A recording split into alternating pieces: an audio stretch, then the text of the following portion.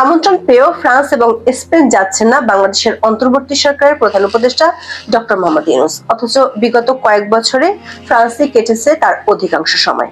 হঠাৎ করে তার সফর বাতিল হওয়া নিয়ে কূটনৈতিক পাড়ায় চলছে নানা গুঞ্জন। বাংলাদেশের পত্রিকাগুলো বলছে ফ্রান্সের প্রেসিডেন্টের সঙ্গে দ্বিপক্ষীয় বৈঠকের শিডিউল পায়নি বাংলাদেশের প্রধান উপদেষ্টা, তাই বাতিল করা হয়েছে এই সফর। তবে ভারতীয় সংবাদ মাধ্যমগুলো দাবি করছে এই দ্বিপাক্ষিক বৈঠকের অ্যাপয়েন্টমেন্ট না পাওয়ায় অপমানিত বোধ করছেন বাংলাদেশের অন্তর্বর্তী সরকারের প্রধান উপদেষ্টা। প্রশ্ন হলো, শুধুই কি ফ্রান্স প্রেসিডেন্টের সাথে দ্বিপাক্ষিক বৈঠকের শিডিউল না পাওয়ায় ডক্টর মোহাম্মদ ইউনূসের সফর বাতিল হলো, নাকি এর পেছনে অন্য কোনো কারণ আছে? বাংলাদেশের পররাষ্ট্র মন্ত্রণালয় ও ফ্রান্স দূতাবাসের সূত্রগুলো বলছে আরো কমপক্ষে 3টি কারণ আছে। এই কারণগুলো এমন যেগুলোর জন্য ডক্টর ইউনূস ফ্রান্সে গেলে বিব্রতকর এবং অনাকাঙ্ক্ষিত কিছু পরিস্থিতির মুখোমুখি পড়তে পারেন নানা প্রশ্নের মুখে, এমনকি সংকটে পড়তে পারেন নতুন করে। চলুন যাওয়া যাক। বাংলাদেশে যখন জুলাই আন্দোলনে শেখ হাসিনার সরকারের পতন হয়, তখন নোবেল বিজয়ী ডক্টর মোহাম্মদ ইউনূস ছিলেন প্যারিসে, ব্যস্ত ছিলেন প্যারিসে অনুষ্ঠিত গ্রেটেস্ট শো অন আর্থ খ্যাত অলিম্পিকে। সেখান থেকে একেবারে বাংলাদেশের সরকার প্রধান হয়ে ফিরেছিলেন 7ই আগস্ট। শুধু তাই নয়, বিগত কয়েক বছরে তার বেশিরভাগ সময় কেটেছে ফ্রান্সে। ডক্টর ইউনূসের যে সামাজিক ব্যবসা বাংলাদেশের বাইরে, তার অন্যতম বড় সেন্টারটিও ফ্রান্সে। ইউনূস ফ্রান্স নামে এই সেন্টারটি ইউরোপে ডক্টর ইউনূসের সামাজিক ব্যবসার কেন্দ্রবিন্দু। সেখানে খবর হলো ডক্টর ইউনূস ফ্রান্স সফরের আমন্ত্রণ পেয়েছেন, কিন্তু যাচ্ছেন না, মানে সফর বাতিল করা হয়েছে। সাথে বাতিল হয়েছে স্পেন সফরও। কিন্তু কেন? যেখানে ডক্টর ইউনূস গত 9.5 মাসে 9টি দেশ সফর করে ফেলেছেন। শুরু করেছিলেন যুক্তরাষ্ট্র দিয়ে, সবশেষ গিয়েছিলেন ভ্যাটিকান সিটিতে। তাহলে সেখানে ফ্রান্স, যে দেশটি তার খুব প্রিয়, আবার সাথে স্পেন সফর কেন বাতিল করলেন?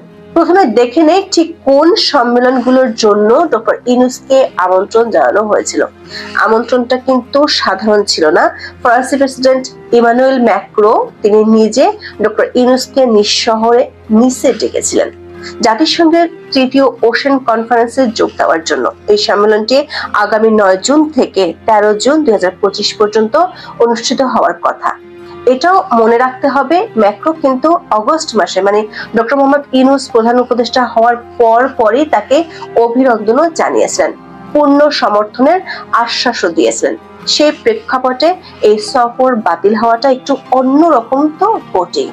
তাহলে আমন্ত্রণ যখন ছিল, সমর্থনও ছিল, কিন্তু সমস্যাটা হলো কোথায়, যে কারণে ডক্টর ইউনূস সফর বাতিল করলেন?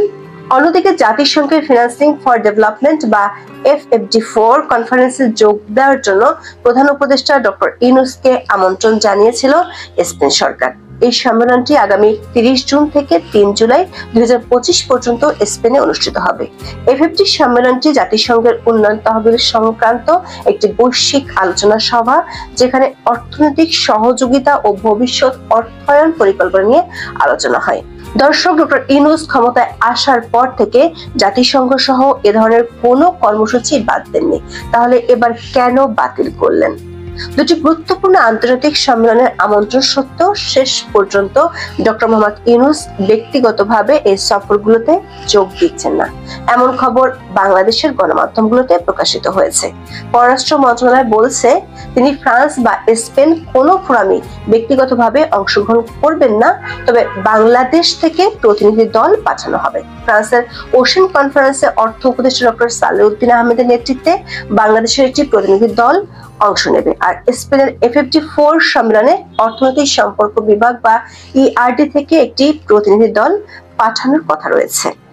অর্থাৎ সম্মেলনগুলোতে বাংলাদেশের উপস্থিতি থাকছে, কিন্তু থাকছেন না প্রধান উপদেষ্টা ডক্টর মোহাম্মদ ইউনূস।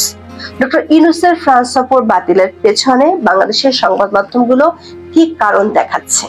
বাংলাদেশ গণমাধ্যমগুলোতে মূল কারণ হিসেবে উঠে এসেছে দ্বিপক্ষীয় বৈঠকের বিষয়টি। দৈনিক সমকালের খবরে বলা হয়েছে, বাংলাদেশ সরকার সম্মেলনের পাশাপাশি ইমানুয়েল ম্যাক্রোর সঙ্গে ডক্টর ইউনূসের দ্বিপক্ষীয় বৈঠকের চেষ্টা করছিল। প্যারিসের পক্ষ থেকে জানানো হয়, সম্মেলনে আসতে আগ্রহী অনেক দেশ ইতিমধ্যে দ্বিপক্ষীয় বৈঠক চেয়েছে, ফলে এখনই বাংলাদেশের সঙ্গে দ্বিপক্ষীয় বৈঠক নিশ্চিত করা যাচ্ছে না। সম্মেলনে আসার সঙ্গে দ্বিপক্ষীয় বৈঠককে মিলিয়ে না দেখার অনুরোধ করে ফ্রান্স, বরং সম্মেলনে ডক্টর ইউনূস যোগ দিতে পারবেন কিনা তা নিশ্চিত হতে চায় তারা। চলতি মাসের প্রথম সপ্তাহে এক চিঠির মাধ্যমে ঢাকা জানতে পারে যে শীর্ষ পর্যায়ের বৈঠক সম্ভব নয়। বাংলাদেশের একাধিক পত্রিকায় এই দ্বিপাক্ষিক বৈঠকের খবর প্রসঙ্গে বিগত সরকার আমলে ফ্রান্স সরকারের সাথে সম্পাদিত কিছু চুক্তির কথা টানা হয়েছে। স্যাটেলাইট ও এয়ারবাস উড়োজাহাজ কেনার চুক্তির বিষয়গুলো ছাড়া ফ্রান্স সরকার দ্বিপাক্ষিক বৈঠক করতে রাজি নয়, এমন খবর প্রকাশিত হয়েছে কিছু সংবাদ মাধ্যমে। 2023 সালের সেপ্টেম্বরে প্রেসিডেন্ট ম্যাক্রোর ঢাকা সফরের সময় বাংলাদেশ ও ফ্রান্সের মধ্যে Bangabandhu 2 earth observation satellite system এবং 10টি এয়ারবাস কেনার বিষয়ে আলোচনা ও সম্মতিপত্র সই হয়েছিল। অন্যদিকে ভারতীয় সংবাদ মাধ্যম ডক্টর ইউনূসের এই সফর বাতিলের ঘটনাটিকে বেশ নেতিবাচক হিসেবে দেখছে। ভারতের কয়েকটি সংবাদ মাধ্যমের প্রতিবেদন অনুযায়ী ডক্টর মোহাম্মদ ইউনূসকে নাকি চরম অপমান করেছে ফ্রান্স। তাদের দাবি, এক সময় যে দেশে দীর্ঘ সময় কাটিয়েছেন সেই ফ্রান্সের তরফেই নাকি অপ্রত্যাশিত ব্যবহার পেয়েছে ডক্টর ইউনূস। মূল কারণ হিসেবে একই বিষয় উঠে এসেছে, দ্বিপাক্ষিক বৈঠকের ব্যাপারে ফ্রান্সের কাছ থেকে ইতিবাচক সাড়া না পাওয়া। কিন্তু এই যে দ্বিপাক্ষিক বৈঠকের শিডিউল আগে থেকে ঠিক করার কথা বলা হচ্ছে, সেটি আসলে কতটুকু সত্য? 2025 সালের 13 থেকে 14 ফেব্রুয়ারি সংযুক্ত আরব আমিরাত সফর করেছিলেন ডক্টর ইউনূস। যোগ দিতে গিয়েছিলেন ওয়ার্ল্ড গভর্নমেন্ট সামিটে। সেখানে তিনি আমিরাতের প্রেসিডেন্টের শিডিউল চেয়েও পাননি। বৈঠক করেছিলেন দেশটির স্বাস্থ্য ও বাণিজ্য মন্ত্রীর সাথে। এছাড়া গত 9 মাসে ডক্টর ইউনূস যে 9টি সফর করেছেন, সেগুলোর মধ্যে কমপক্ষে 3টিতে দ্বিপাক্ষিক বৈঠকের শিডিউল আগে থেকে নির্ধারিত ছিল না। যাওয়ার পর অনেকগুলো সাইডলাইন বৈঠক হয়েছে। আবার আজারবাইজানের বাকুতে জলবায়ু সম্মেলনে যোগ দিয়েছিলেন 2024 সালের 11 থেকে 14 নভেম্বর। সেখানকার বেশিরভাগ দ্বিপাক্ষিক বৈঠক যাওয়ার পর ঠিক হয়, অথচ স্পেনের FFD4 সম্মেলনের মতো গুরুত্বপূর্ণ সম্মেলন কেন বাতিল করলেন ডক্টর ইউনূস? FFD এর আগে সম্মেলনগুলোতে দেখা গেছে বিশ্ব নেতৃবৃন্দের মধ্যে তো অনেক সাইডলাইন বৈঠক হয়েছে। সূত্রগুলো বলছে দ্বিপাক্ষিক বৈঠকের যে বাহানা দেখানো হচ্ছে, সেটি আসলে বাহানা মাত্র। 3টি সুনির্দিষ্ট কারণে ডক্টর মোহাম্মদ ইউনূস তার প্রিয় দেশ ফ্রান্স সফর বাতিল করেছেন। প্রথমত, ফ্রান্সে গেলে তিনি ব্যাপক বাধার মুখে পড়তে পারেন, এই আশঙ্কা করে গোয়েন্দারা সতর্ক করেছে। ফ্রান্সে আছে রিপোর্টার্স উইদাউট বর্ডার্স এর হেড অফিস। এই সংগঠনটি এরই মধ্যে বাংলাদেশের গ্রেপ্তারকৃত সাংবাদিকদের ছেড়ে দেওয়ার জন্য ডক্টর ইউনূসের দপ্তরকে বেশ কয়েকবার অনুরোধ করেছে। এমনকি ফরাসি দূতাবাসও একই অনুরোধ জানিয়েছিলেন, কিন্তু এ বিষয়ে ডক্টর ইউনূস কোনো ব্যবস্থা নেননি। আবার আওয়ামী লীগের ফ্রান্স শাখা আইন শৃঙ্খলা ও মানবাধিকার পরিস্থিতির অবনতির জন্য ডক্টর ইউনূসের বিরুদ্ধে প্যারিসে শোডাউনের প্রস্তুতি নিয়েছে, এমন তথ্য জানিয়েছে গোয়েন্দারা। সূত্রগুলো বলছে, বাংলাদেশে মানবাধিকার পরিস্থিতির চরম অবনতির বিষয়টি নিয়ে এর মধ্যে ইউরোপীয় ইউনিয়ন থেকে কয়েক দফা ইউনূস সরকারকে তাদের অসন্তুষ্টির কথা জানিয়েছে। প্যারিসের সম্মেলনে ইউ প্রতিনিধিদের কড়া প্রশ্নের মুখে পড়তে পারেন ডক্টর ইউনূস, এমন আশঙ্কাও আছে সরকারের মধ্যে। পররাষ্ট্র মন্ত্রণালয়ের 2 জন কর্মকর্তা বলেছেন, ডক্টর ইউনূসের ফ্রান্স সফরে যাওয়ার কথা ছিল এপ্রিলের 7 তারিখে। প্যারিসে বাংলাদেশ কালচারাল সিজন 2025 উদ্বোধন করার কথা ছিল তার। 2024 সালের 28 আগস্ট বাংলাদেশে নিযুক্ত ফ্রান্সের রাষ্ট্রদূত ম্যারি মাসদুপে নিজে গিয়ে দাওয়াত দিয়ে বিষয়টি নিশ্চিত করেছিলেন।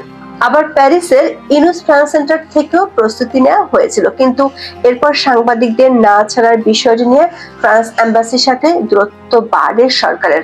আরো একটি ঘটনা আছে যেটি সরকারের সাথে ফ্রান্স দূতাবাসের দূরত্ব বাড়িয়েছে। গত মার্চে যুক্তরাষ্ট্রের গোয়েন্দা প্রধান তুলসী গ্যাবার্ড ভারত সফরে গিয়েছিলেন। ওই সফরে তিনি বাংলাদেশের সংখ্যালঘু নির্যাতন নিয়ে কথা বলেছিলেন। বিষয়টি নিয়ে আপত্তি জানিয়ে নিজের ফেসবুকে পোস্ট দেন প্রেস সচিব শফিকুল আলম। ওই পোস্টটি ফরাসি দূতাবাসের অফিসিয়াল ফেসবুক পেজ থেকে শেয়ার করা হয়, যেটি নিয়ে কূটনৈতিক পাড়া, বিশেষ করে টুইস্টের গ্রুপের মধ্যে বেশ হইচই ফেলে দিয়েছিল। সূত্রগুলো বলছে, ফ্রান্সের সাথে সাথে স্পেন সফর বাতিল করার বিষয়টি শুধু দ্বিপাক্ষিক বলে উড়িয়ে দেওয়ার সুযোগ নেই, বরং এর পেছনে আরো একটি বড় কারণ আছে, সেটি হলো বাংলাদেশের রাজনীতি ও সরকারের মধ্যকার অস্থির পরিস্থিতি। রাখাইন করিডোর, আওয়ামী লীগের কার্যক্রম নিষিদ্ধ করা, চট্টগ্রাম বন্দর পরিচালনায় বিদেশিদের নিয়োগ, এমন ইস্যুগুলোকে ঘিরে সরকারের ভিতরে ও বাইরে সেনাবাহিনীর এবং রাজনৈতিক দলগুলোর সাথে সরকারের দূরত্ব যোজন বেড়েছে। এমন অস্থিরতার কারণে সম্প্রতি বাংলাদেশের সেনাবাহিনী প্রধান জেনারেল ওয়াকারুজ্জামান তার যুক্তরাষ্ট্র সফর বাতিল করেছেন। এই মুহূর্তে জাতীয় নিরাপত্তা উপদেষ্টার নিয়োগ নিয়ে রাজনৈতিকভাবে চরম চাপে আছে ইউনূস সরকার। সব মিলিয়ে দেশের রাজনৈতিক অস্থিরতায় নতুন কোন সংকটের আশঙ্কায় এই মুহূর্তে দেশের বাইরে যাওয়াটা ঠিক মনে করছেন না ডক্টর